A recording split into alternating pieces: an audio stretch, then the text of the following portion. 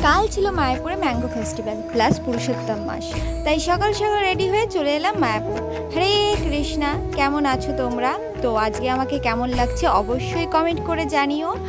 আর আজ আমি একা নই, আমার সঙ্গে গিয়েছিল আমার একটি ফ্রেন্ড। তো মায়াপুরে পৌঁছেই ওর খুব ইচ্ছা ছিল একটি তুলসী মালা পরবে, তো ওর পছন্দ মতন একটি মালা ওকে পরিয়ে দিয়েছিলাম। তুলসী মালা পরার পর ও অনেক কিছু জিজ্ঞাসা করছিল যে কি করতে হবে কি করতে হবে না। এরপর দুজনে চলে এসেছি মন্দিরের ভেতরে। আর আজ যেহেতু ম্যাঙ্গো ফেস্টিভ্যাল, তাই ছিল প্রচুর ভিড়, কোনো রকম বসার জায়গা পেয়েছি।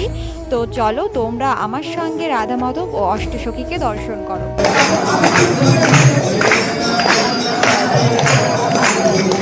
এই আমের টাইমে প্রতি বছর এইভাবেই রাধা মাধবকে সাজানো হয়, বা বলতে পারো প্রতি বছর গরমে এই ম্যাঙ্গো ফেস্টিভ্যাল পালন করা হয়। আর এখানে দেখো সব মাতাজিরা এইভাবে নৃত্য করছে। তো মন্দির থেকে বেরিয়ে পেয়ে গেছি ভগবানের প্রসাদ। আপনারা সকলে আসেন এবং ভগবানকে দর্শন করেন এবং ভগবানের অশেষ কৃপা লাভ করেন। হরে কৃষ্ণা।